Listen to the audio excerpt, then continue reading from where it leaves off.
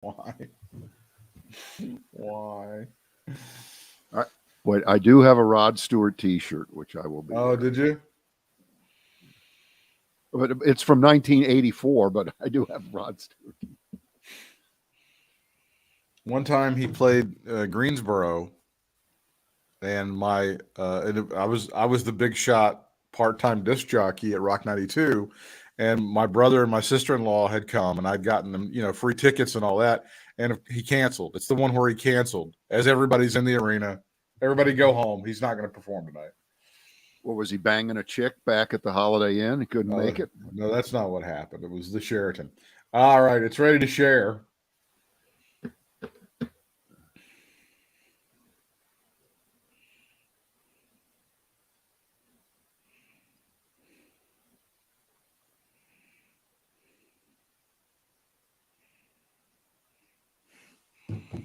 The only Rod Stewart I like are the disco years, Passion, Infatuation. These are the Rod Stewart tunes that I like. He sang that. He sang Infatuation. Did he really? Yeah. Jeepers, that one's. And do you think I'm sexy? Because they, I don't know if you know this, but when they started MTV, they only had like 30 videos, and he was 6 of them or something. It was like Hot Legs, and he had like a bunch of those things that he did.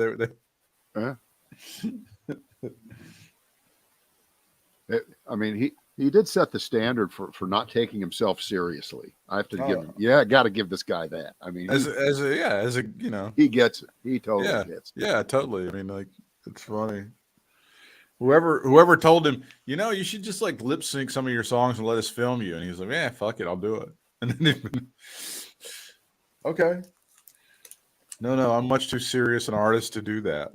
I can't.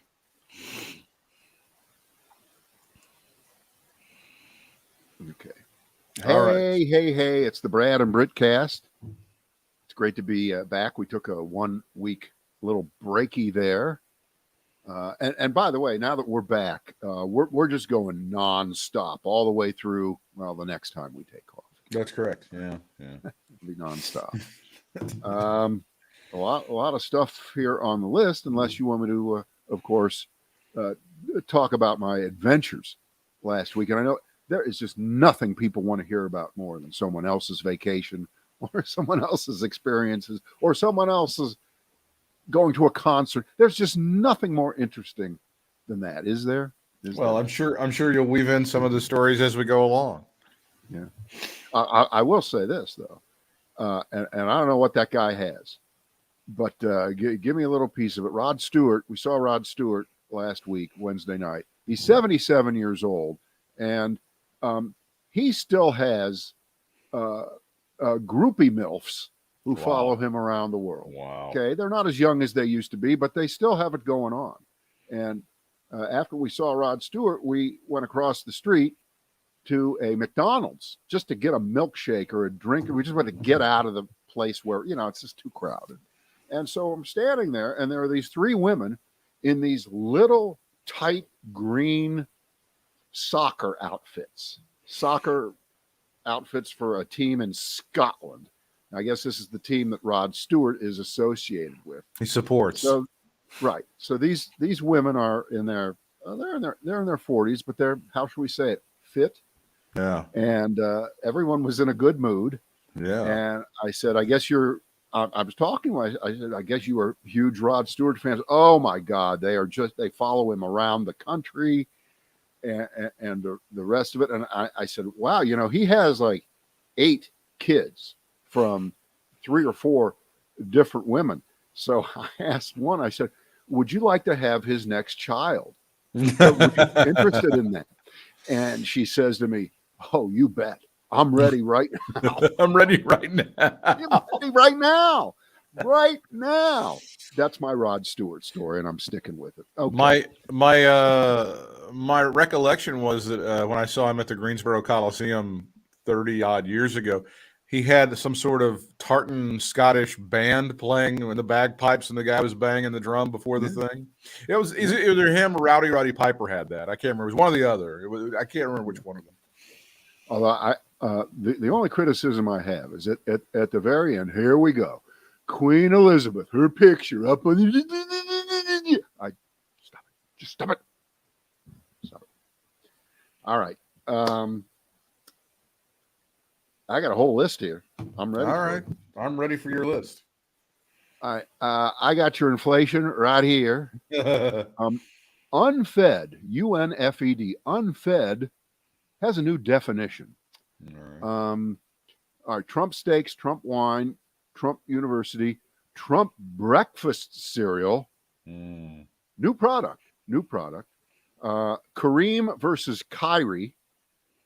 California and North Carolina on the same decriminalization path today.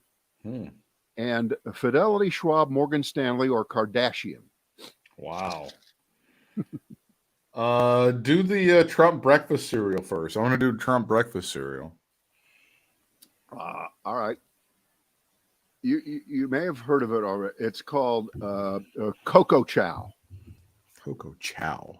Cocoa Chow. Cocoa Chow is the slur that Donald Trump hurled at Mitch McConnell and his wife, the former transportation secretary, born, I believe, in Taiwan, Elaine Chao. So he called her Cocoa Chow because Mitch McConnell approved some of the Democratic spending bills over the last year and a half with Joe Biden. It's called compromise. It's called government. Okay. Yeah. Well, hey, you know what? I think I got a clip here. I don't know. Let's see if this one matches up with what I think it does here. I don't know if this is no, this is a little bit different, but it's similar. It's about violence and things. Anyway, he said that Mitch McConnell has a death wish, obviously, by voting along with Joe Biden, and of course that's been taken as a threat and not a very veiled dog whistle for people to go out and commit violence against Mitch McConnell, which in Trump's world is a legitimate form of political discourse, right? Here you go from Saturday night. Free speech, crush religious liberty, confiscate your guns, indoctrinate your children, criminalize dissent, and even put their political opponents in prison. I think they'd like to see me in prison. Can you imagine? Oh, wow. You know why? You know why? Because they're sick. They're sick people. Right. Sick. Yeah, they're sick people. Sick people. I wish that was. It's not like for years and years you heard anybody say anything about trying to lock Hillary Clinton up or anything. It wasn't a chant or anything. Oh, funny you should bring that up. You know, Saturday night, and we'd got back from Las Vegas by Friday. And you decided, here's what you decided. I had so much fun in Vegas, I'd like to punish myself for a couple hours. Is that what you did? Is that what your thought was? So Saturday, we fired up the old Newsmax. They cover this. They cover all the Trump rallies. It's on your Roku if you have the Roku. You can find Newsmax. And he was in Warren, Michigan, which is outside of Detroit, and he was at some community college convocation center. Okay, yeah. In case you haven't noticed, and I know you have, the kind of places that Trump does his rallies at keep getting smaller and smaller and smaller, right? They just do. He doesn't even fake it anymore with the airport thing where he pulls up in an airport and it looks like there's a lot of people because it's easy to get to an airport. He doesn't even do that anymore. He books these, third tier little places. This one held, I believe, about 4,000 people, and there were empty seats there, and people were leaving early there. And again, if you're a big star these days or forever, you don't need a warm-up act. Do you think anybody came out before Rod Stewart in Las Vegas? We saw him land. No, it's fucking Rod Stewart. He comes out there and does his thing, but not Donald Trump. Donald Trump has a whole series of warm-up acts. And one of his warm-up acts on Saturday in Michigan was direct from Georgia, Marjorie Taylor Greene. Here she is. Yeah. She violated your freedoms and abused your children with her communist shutdowns. She's referring to Gretchen Whitmer, the governor of Michigan. Yes. Of course, they were there purportedly to pitch for the Republican opponents to people like Gretchen Whitmer. Here you go, more Marjorie Taylor Greene. She violated your freedoms and abused your children with her communist shutdowns. Oh, there it is. There you go. Oh. That's what you wanted, right? Come on, you wanted it.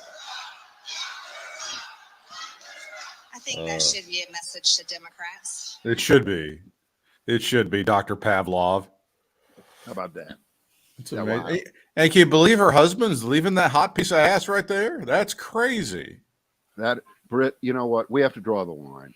We should not use the personal pain of the breakup of a marriage, which probably involves children, to have fun. It's just wrong. It's just, you have to draw the line You somewhere. have to draw the line. So yes, Coco Chow was the slur. That was the slur and the death wish about McConnell. There's the story about Rick Scott, who apparently was on the hot seat on Face the Nation and would not rebuke the death wish, deciding that he would take a pass on that one during Face the Nation. Yeah. Right. Well, you know what? One thing we definitely have to do, we cannot keep falling for the stories that always follow everything that Trump has done for the last 5 years. Will you repudiate blank, blank, blank? It's a waste of time to do that. It's either I didn't see it, I didn't hear about it, I don't know what you're talking about, or boy, the sky is blue today, right? They have no. By the way, Coco Chow, believe it or not, he just pulled this name out of his ass or just put it together. There is someone with that name. They are an emerging young Chinese oil painter. Now, you know that this has nothing to do with what Trump was talking about, but apparently she actually does have some artwork that's up for sale here. I see many thousand. But again, that's sidetracking here from the fact that this was just an attempt to slur Mrs. Mitch McConnell, who, in her own right, is a corrupt, horrible individual. But sure. Donald Trump has absolutely no standing or right to talk about her in any. Well, no, at least on January the 6th of 2021, she immediately resigned. I mean, the guy doesn't just go around slurring women. Let me show this to you for a moment. The big Maggie Haberman book from the New York Times does come out tomorrow, and he's losing his shit, calling her maggot Haberman. That's the big slur that he's got out there. Maggot Haberman is what he's calling her as the book is ready to be published. As he has done nothing but seek favor from her for nigh on like 15 years. He's been trying to get her approval, sit down with. He's been solicitous of her. He's given compliments to her, but on the eve of the book that's probably going to do the most damage to him and have stuff that you've never heard before, she's Maggot Haberman. Did you happen to see the piece in Politico about her on the eve of the publishing of this book, about all of the stuff they were talking about, her career and things like that? It's pretty interesting. No, I mean, her reputation stands for itself. This is not. Well, no, this is not a discussion. Are you on the team of she should have revealed this stuff when it happened instead of holding something back for her book? Are you on that team? Well, in general, sort of yes, except I do believe that much of what you see in these books that come out later is based on people not willing to talk until they think they're in some kind of safe zone, right? Which is, of course, beyond the administration of Donald Trump and beyond his reach to be able to retaliate in any way. So there very often isn't some kind of timestamp on information that is in these books. And I don't think that most, or sometimes even any of it was things that they knew 4 years ago they've been holding back or waiting to write a book afterwards. I think that's just an easy. And by the way, remember, most of what we're reading now about Trump in any of the books, all that it is confirmation plus one of things that we either knew, we supposed, we speculated on. And as time was ticking on through Trump's campaign, through his presidency and beyond, I don't think you can think of an example where something would come up, some little nugget, some little anecdote about his behavior or how he treated people or how much closer to the brink of nuclear annihilation we might have been due to irrational behavior. You can't think of one example of that didn't turn out to actually be worse than we thought it was at the time. And it would not be possible, I don't think, to assume that these sources, whether it's Secretary of Defense at the time, Mark Esper, that they were talking on the side to these reporters at the moment and said, I'm going to tell you this, but you can't publish it until a year and a half. I don't think that that's the way it works. No, I just don't think it is. I think that just everyone is now talking. Everybody's talking. And you know what? The more people talk, the more it's fair to believe that they believe that Trump has diminishing powers of destruction to people's careers and life. I mean, what can he really do? I guess if you're a Republican congressperson and you're just chicken shit, you're afraid that he'll trash you or primary you. Or since 8 of the 10 people who voted to impeach him in the House, they're gone. Their careers are over. See what happens? So maybe there's something there, but that's not the whole world. No. The whole world is not made up of Congress people seeking re-election or governors or senators or anybody. So there's a whole other world out there of career people who were in administrative positions or in cabinet positions who have nothing to fear from Donald Trump. So I think that it's just, it's cheap and easy. And we like cheap and easy around here, don't we, Britt? We like huge fans of cheap and easy. But it's cheap and easy to say, why is this in your book now? Now, that's not always true. In the case of, say, John Bolton, okay, yeah, who undeniably was holding back and not talking to anybody at all after he left. Yeah. And then there were some pretty salacious revelations in his book. That's legitimate. And by the way, remember, that wasn't a reporter. That was him. That was his writing. He didn't, he wasn't the subject of a biography or anything of the sort. So it isn't always true. It sometimes is true. But I, just like when I give a 5-minute answer to a one-line question that you asked, Britt, isn't that great? Isn't that good? Well, stuff? no, but it's nuanced, and I have some I have some sympathy for people who were like, well, if she would have put this out there, then it would have been instead she. But I think a lot of the stuff we didn't know was from her, and we had plenty to know that he was an awful piece of shit. I think that was right, obvious. Right, exactly. Oh wow! If I would have known that, I wouldn't have been all in on the Trump train for the last 4 years. If I would have just known blank. If I would have known he considered firing Ivanka via tweet, I wouldn't have thought he was the great man that I know them to be. You get this dish and it's 1,500 calories, and you just devour it, and then you're like, "Oh shit, that had MSG in it. I didn't know there was MSG in there. If someone would have just, that's all I'm saying. I like I said, I have a certain amount of sympathy. By the way, Confidence Man is the name of the Maggie Haberman book, and you can buy it at the Brad and Britt store on Amazon, shop.bradandbritt.com, or subscribe to Audible, which is what I'm going to do, and I'll be listening to that when it becomes available at Audible. And again, you can sign up at shop.bradandbritt.com. I think she's a fantastic reporter. They said that when he became involved in national politics and when he won, because it surprised even a lot of people at the New York Times, it surprised a lot of America, they had her do a little briefing for the staff, like, what are you in for? Because she had covered him in New York and all of the things. And she goes, you're going to be in for a level of lying that you've never been in for. I know that you think that you've heard politicians lie before. I know that you think that you know what it's all about for somebody to lie to your fucking face. This is beyond that. And she was 100% right about everything that she said. I don't think so, Britt. I think she was way off the mark. I think she needs to apologize right now because it's clear she had an agenda all the way through. Yes. And this is not what a free press is all about. This is why we call them the enemy of the people, Britt. I'm going to go beyond even what you said. It's her fault that we have all of this massive inflation. It's her fault that monkeypox is spreading rampantly across the United States of America. All of this is Maggie Haberman's fault. if she would have just told the truth about Donald Trump, he'd still be in the White House. And she helped steal the election. All right. I got your inflation right here. Unfed, new definition.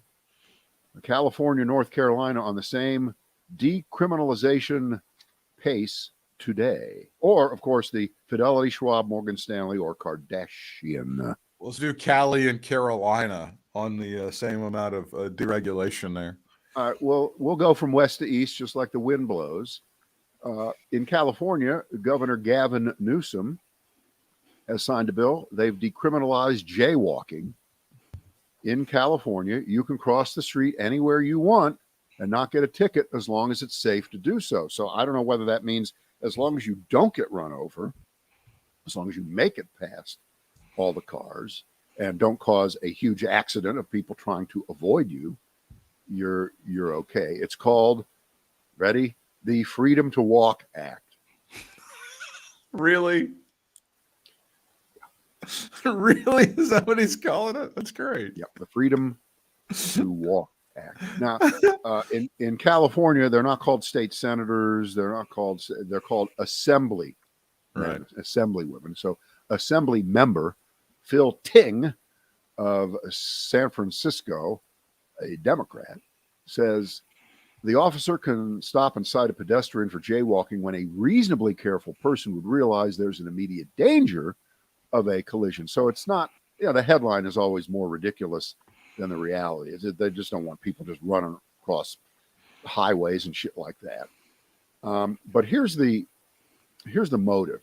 The motive is that jaywalking laws have been arbitrarily enforced in California, and the tickets, that's right, disproportionately are given to people of color and lower income individuals who cannot afford the tickets that can often total hundreds of dollars. So shock. There you go. And another rationale for the bill, according to Assemblyman Ting, is that it'll end instances where an arrest or a citation results in violence, escalating into violence. Now, over to North Carolina. Not the same thing, a little bit different.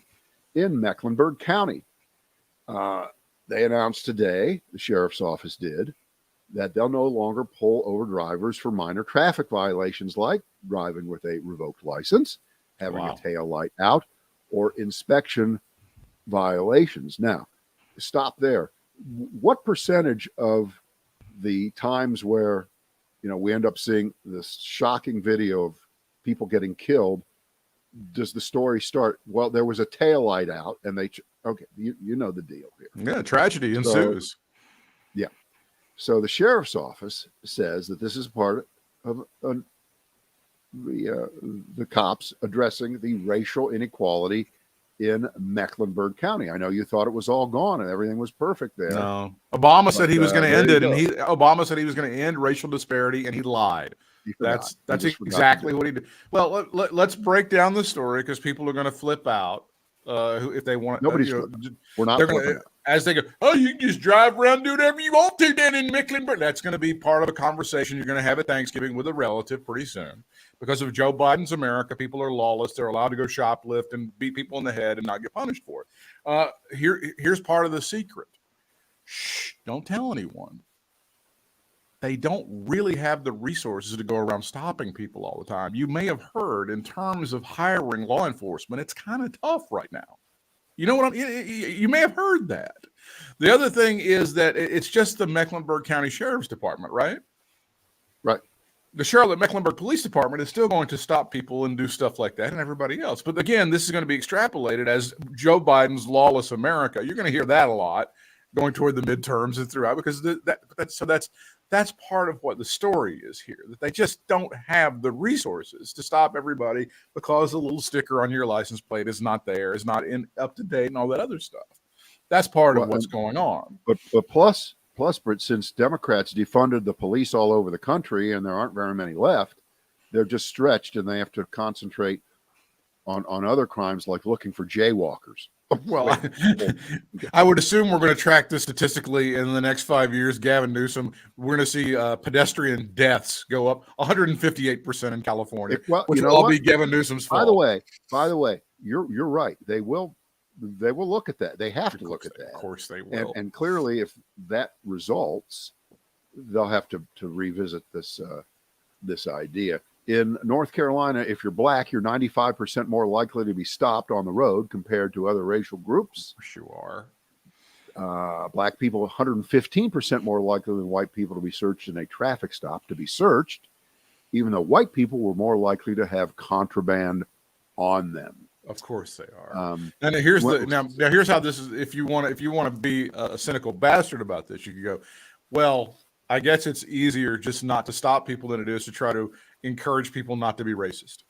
You could probably say something like that if you wanted to be an insensitive dick and say, well, we could train our officers not to be racist pieces of shit, or we could just stop. We don't want to stop anybody at all. Which one of those are we going to do? Let's just let them go. Not stop anybody. Wow. That's such a difficult point to have to even think about. Right. It's just impossible to get to where you want to get to without either saying, we can train people to be different and think different and get a better outcome, or we can prevent the worst cases of those outcomes when violence ensues or someone gets shot, or the person slams the door and starts to pull away at 90 miles an hour and you get a chase. So I say, in both cases, let's see what happens. I'm open to it. I get it because clearly the old rules in many cases just haven't worked. They just haven't worked. And there have to be other ways to say when someone doesn't renew their registration to get to them besides waiting to put their license plate through the computer and then chasing them down. Okay. And pulling them over, which by definition, it could be a problematic situation because that person knows why they're being stopped even before the cop says something. Right. And so they're all tensed up. And so I say, I'm not a police officer, but isn't rule one to try to turn the temperature down as much as you can? In general, this case, yeah. Right. In this case, this is not even turning the temperature down. This is not even putting the water onto the stove where you heat it up and have to. It's just you don't even go there. Let's concentrate on other things. So I'm okay with both of them. I thought part of the deregulation. There's a very interesting story which is unrelated. When you were talking about deregulation in California, you've obviously, as you're watching a lot of football, you're seeing way more of these betting apps like DraftKings and all that stuff, BetMGM, Caesars, because America is getting into legalized gambling across the country. And California does not have it yet. I bet you're surprised to find that out. California, which would be a massive prize for this industry, they're apparently looking at a referendum. And it's the Native American tribes that have been able to kind of keep things at bay right now because they only want you to go to their casinos to place sports gambling bets in California. So they have dueling referenda in California. One is we're going to legalize it through DraftKings and FanDuel and all those other apps. And the other one is, nope, you can't do those things. You can only go and bet in person at a casino. Those are the dueling referenda in California. While I was in Las Vegas, which does have legalized sports gambling, and for a minute or two now, for a couple of minutes. They were the only place for a lot of time. My brother Mark was there too. My brother Mark lives in Southern California, and he's almost as intelligent as I am. Not quite, but he's almost. He's getting there. And I asked him about this, and he says it's impossible to figure out exactly what's going on in this situation that because they're spending more money on this than any other campaign ever in the history of anything. And I'm talking about Senate races, referendum. Gay marriage is the big one, more than anything ever. So what do you think that means? They're spending money to confuse people. and to trick them into voting for something that they might not even know what they're doing. And I asked him, well, does voting yes mean no, or does voting no mean yes? Because that's one way they word these questions on the ballot, these referendum questions, is they use negative language to confuse people, so they vote a certain way, and he says, I'm not sure. He says, I don't know. I mean, he's not paying enough attention to it. This should be familiar to you. It is illegal in the states that surround North Carolina. I don't think South Carolina. I'm not sure about Georgia, Virginia, and Tennessee for sure. So if you, for example, got on your phone and went to DraftKings and you drove into Virginia, and you could place your bets and you could drive back to your house in North Carolina. I don't know what kind of addict would do something like that. But if you wish to do that, you would be able to draft. You could go download the DraftKings app and get $200 in free bets with your first deposit. So how does the app know where you're located? It's called geolocation, Brad. The cell phone knows where you are at all times. Well, I'll turn that off. Here's another fun fact for you. You didn't have to go to a sports book to bet on football games when you were in Vegas if you didn't want to. You could have downloaded that thing and it sees that you're in Nevada and it goes, oh yeah, you can bet on whatever you want to right here. Britt, I like old school betting. I like going into the room with the big TVs in there. Yes. And standing around. That's going to be lost at some point in time. That's going to be lost at some point. People are just going to do it on the phones at some point. They're going to turn those things into giant restaurants. At some point in time, that's just going to go away. Why do you hate? Why do you hate? This is all about me. It's all about how I have brought about the ruination of America. I'm Joe Biden, and I approve this ad.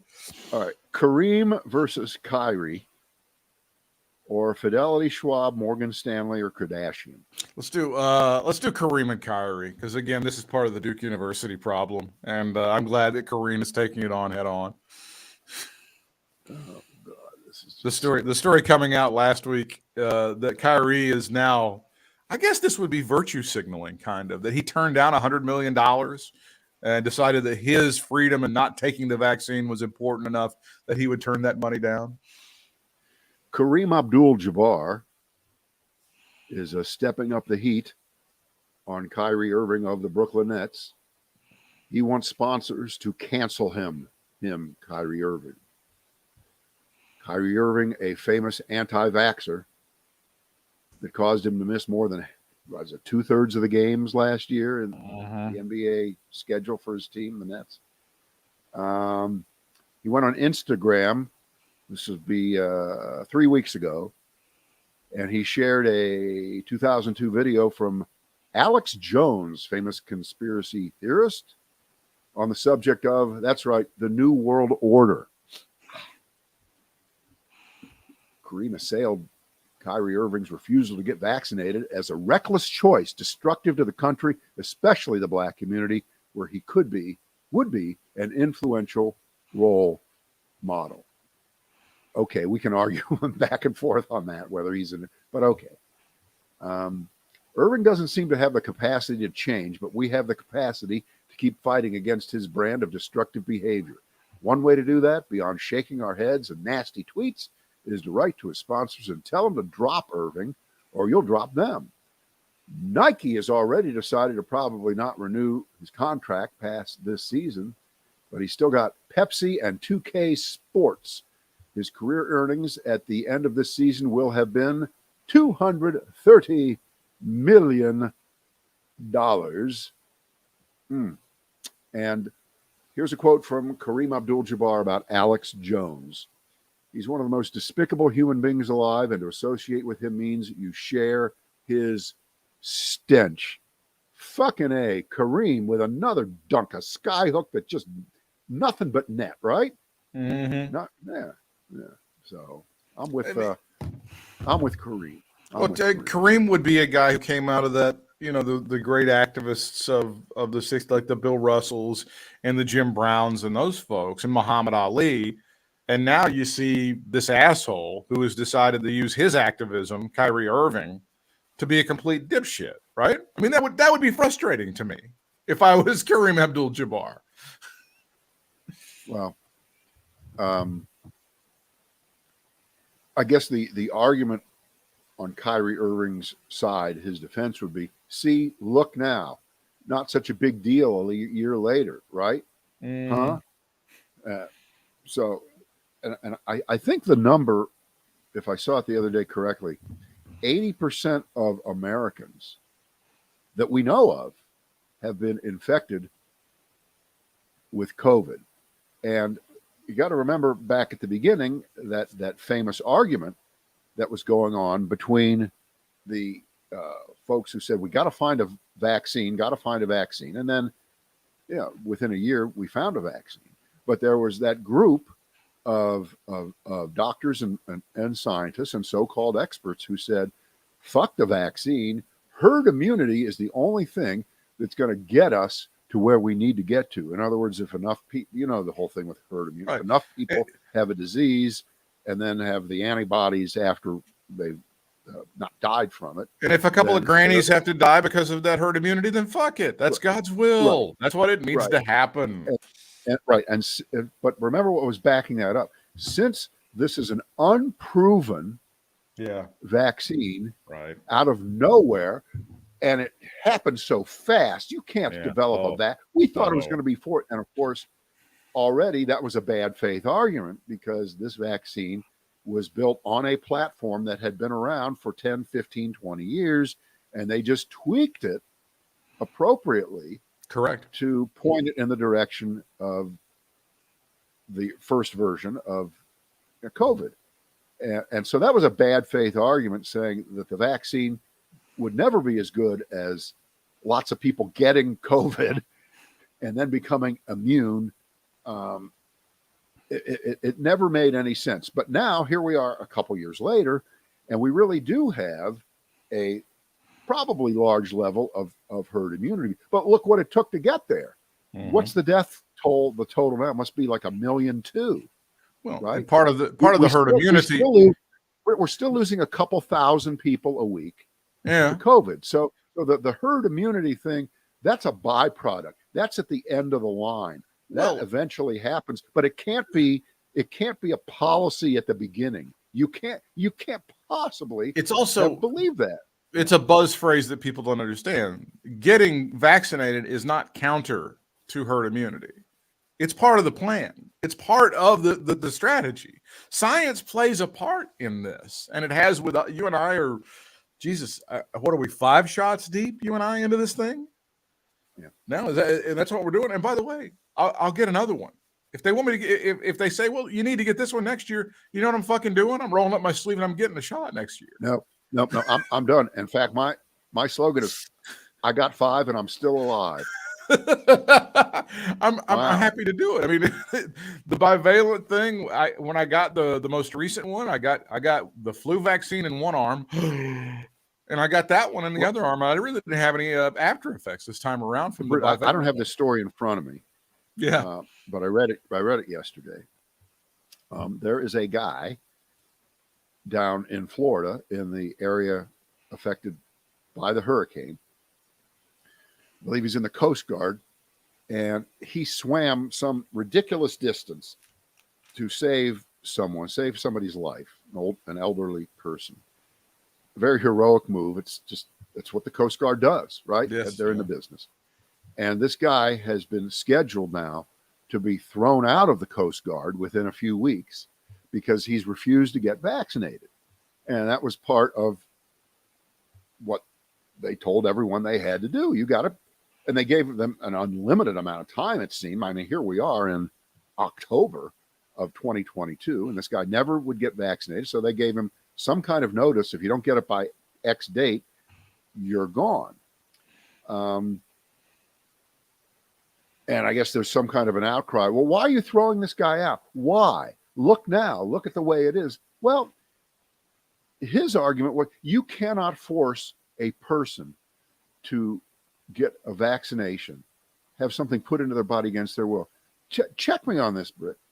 How many vaccinations do you think that a person who enters the Army, the Navy, the Marines, the Coast Guard, or the Air Force has to get for a multitude of other diseases, particularly if they're going overseas? The answer is a lot.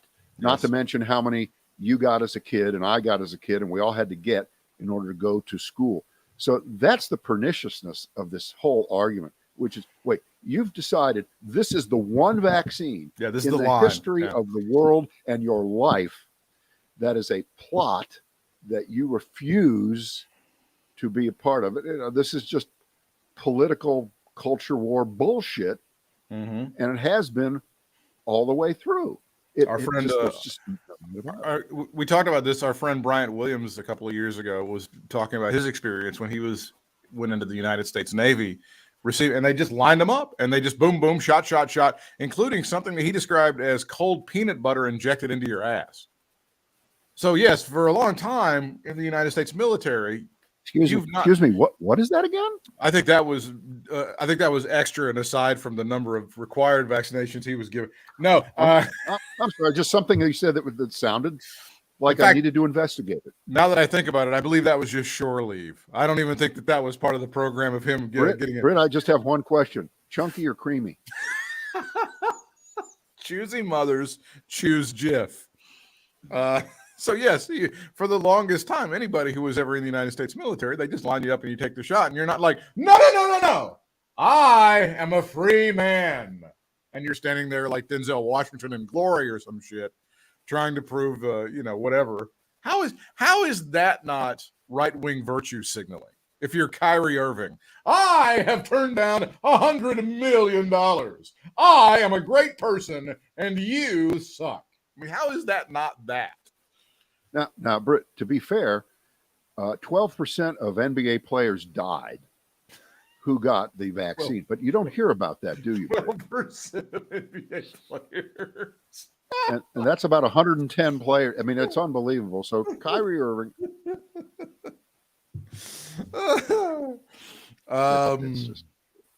We can do inflation or unfed before we finish up with the snack dessert that is Kim Kardashian getting her ass they're related. They're actually related. Let's do it. Let's do those together. Here you go. The numbers are like this right now.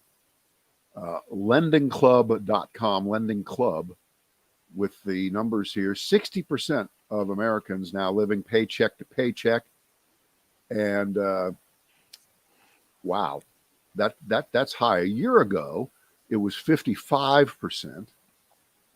Even people who are rich, high income earners, are now living paycheck to paycheck in greater numbers than you might think. People over $100,000, 45% of those people say they live paycheck to paycheck.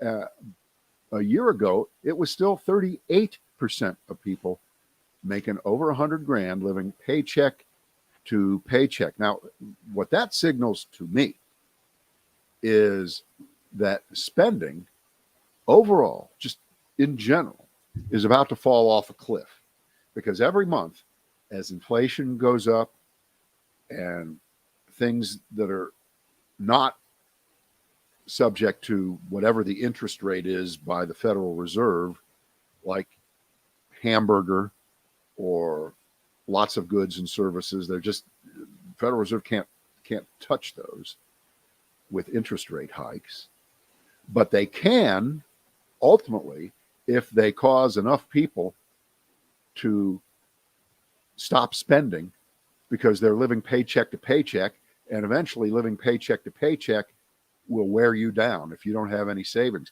They had savings 2 years ago when free money fell from the sky. They had a lot of that. That's all gone away now. They've all spent that. So to me, it's a difficult story to hear that, but it's also indicative of the fact that whatever's going on in this economy, which you can't see in front of you all the time, it may be working better and more quickly than we thought. These interest rate hikes, even if they haven't actually taken effect, psychologically, they start to fuck with you. Yeah. And when you see that, even if you're not buying a house right now, you go, oh shit, mortgage rates are 7%. Yeah. Well, I'm glad I've got one for 3%. I'm staying put. I ain't doing anything. I ain't buying a house. I ain't moving. So they're freezing the economy. They're putting brakes on it by doing that. And that's going to be difficult because that's going to mean eventually businesses are going to start firing people and laying them off because they're not going to be doing as much business. I will tell you this. Here's my anecdotal inflation story of the day. I was in Home Depot yesterday because I had to buy a $2.95 bolt for our, the ottoman we've had in our forever. Sure. The thing fell out. The thing fell apart, and I was able to fix it. $2, that's a deal. That's a deal. The guy helped me. It was great. Some kid in China was whipped to death to make your $2.95 bolt. I hope you're happy. Boy, you can kill every story. I'm walking through, just to check things out, and I walk down the aisle with the grills because about a year and a half ago, back when just people were spending lots of money on stuff, I decided I'm going to buy a new Weber grill. Mine was at least 10 years old and it started to have some rust holes in it. Sure. Probably not a good idea to have hot coals falling through your grill onto your wooden deck. Sounds unwise, yeah. And back then, if you know your Weber grills, a lot of people do. A lot of people have them. They know that the basic one, a couple years ago, it was about $110, $120. Sometimes it would bump up to $130, $140, depending on where you bought. And then they had a second level version of it that had a little thing on the bottom to catch the dirty coals. And it was like $190. Okay. So I'm walking through Home Depot yesterday. That cheap one is now $245. That's about a 70% hike in a year and a half on a commodity item, really. That's just off and the expensive one was like $280. Okay, so that isn't 8% inflation, Britt. That's not 9%. That's off. That's just one item, one moment, something that I know the price of. And until that kind of stuff stops, and it has to, because who's going to buy that at that price? You know what? I'll put duct tape on my old grill and live with it for a while before I'll pay that much money. That's my anecdotal inflation story. I bring it up in the context of the title of the tease here, which is unfed. Unfed as in United Nations and Federal Reserve. Here you go. The Federal Reserve is being attacked by the United Nations, saying, stop raising interest rates. Stop raising interest rates because you are destroying the world. People can't afford anything because you are raising interest rates. In other words, the UN usually doesn't get involved in domestic Federal Reserve monetary policy. I don't think they've ever done that, but they're saying it now. And it's quite a stretch. It's quite a move by them to even talk about that, as if the Federal Reserve is going to respond to what they say over at the UN about what they should do and what they shouldn't do. I just find it's just one of those little things that's kind of out there. This is something to take with you and carry around and think about. The whole world pays attention to what we do and what happens here. We sneeze, the whole world gets a cold. We get that. But there's the UN sticking their nose into our interest rates. And Britt, the people who set interest rates here in this, they know way more than we do. They're very intelligent, Britt. They seldom make mistakes. Britt, they know nothing. They don't know shit. They make mistakes. And the UN has every right to weigh in and just mention the fact that when interest rates go up, it does hurt poor people. But the other side of that equation is, what hurts poor people even more? Inflation. So, there's no end to the discussion. So. Now, the guy who used to be on our show all the time, who has the crazy ass blog, he says that what you're seeing now with inflation, this is just the wages for stealing an election. Oh, stop it, Greg! Is this a Greg Hunter thing? That's a Greg. Yeah, that's what you're seeing right now. That's why you're paying. Is because Joe Biden stole the election. Okay. If you hadn't stolen it, now God is punishing you with high hamburger meat prices. So there, suck on that, bitch. Wow. Yeah. Stop stealing elections. You hurt me with that one. You hurt my brain with that one. Kim Kardashian getting her shapely ass smacked. Now, I'm a huge fan of Colin Cowherd. I download his podcast and listen to it almost every day. He has been sycophantic and terrible over the past week because he actually had some sort of dinner where he sat, quote unquote, next to Kim Kardashian and was so smitten and telling so many stories that he went off and described her as being happily married. That's how stupid this guy is. Kim Kardashian, meanwhile, in the news today because she has agreed to quietly pay a fine and over crypto, correct? 1.26 million. Yeah. Because she was posting Instagram endorsements of Ethereum Max, which, by the way, I was going to drop Netflix and get Ethereum Max. They have a great lineup of. No, I'm sorry, it's not no. I was constipated and I drank some Ethereum Max. It cleared it right up. It was good. It's called Emax among the crypto literati. She was touting, crypto shit to people that follow her without disclosing that she'd been paid $250,000 to endorse that, and that's against the rules. She did have a hashtag that said, hashtag AD, hashtag ad in the text, and the Securities and Exchange Commission ruled not good enough, not obvious enough. And I get they have these rules on all this kind of shit, but we all saw for a couple weeks there the commercials during the Super Bowl. The two that stick out are LeBron James and his kid, and the Matt Damon commercial for Crypto.com that ran during the Super Bowl. And did I miss something? Do you recall during those commercials those people saying that they were being paid to endorse those products? Well, it's implied if you're on a commercial for somebody on the Super Bowl, you didn't just show up and all of a sudden, hey, let me get a camera. I mean, I think that's all right. Well, but wait a second.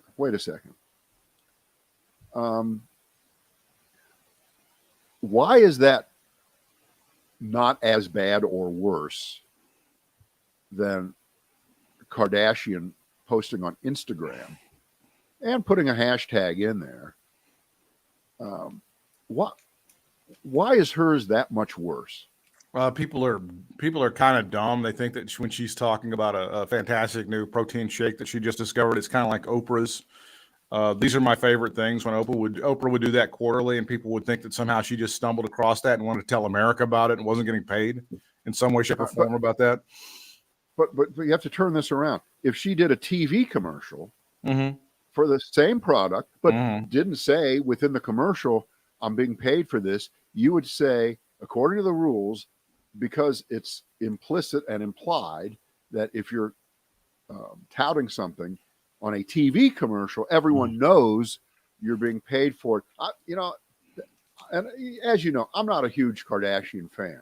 I'm not. In fact, I've never seen the show. You should see it. It's really great. There's nothing wrong with that show. It's wonderful. But there's something.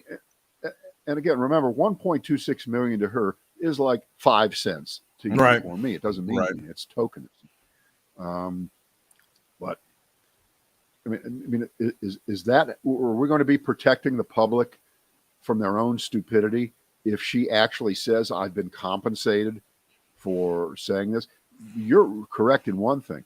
Is there anything that a Kardashian has ever done since the night O.J. Simpson killed his wife and Ron Brown? Is there, since the word Kardashian came into the vocabulary, is there anything that they have done that hasn't been to make money? No. Again, that doesn't excuse this, but I'm just saying. No. So, it just seems like it's like an arbitrary rule. It feels like an arbitrary rule. Well, we certainly, our thoughts and prayers are with Miss Kardashian as she goes forward. Oh, yeah. Is there going to be a fundraiser? Is there a GoFundMe page for that? Aren't they worth They're worth over $1 billion, aren't they? Yeah, absolutely. You can jaywalk anywhere. It's pretty good that the Kardashians are richer than the Trumps. Oh my God, yes. Oh my God, yes. Yeah, but her ass is not as big as his, but still. It's assets. Oh, did I? I'm sorry. I mispronounced it. I feel badly. We'll see you tomorrow. See ya.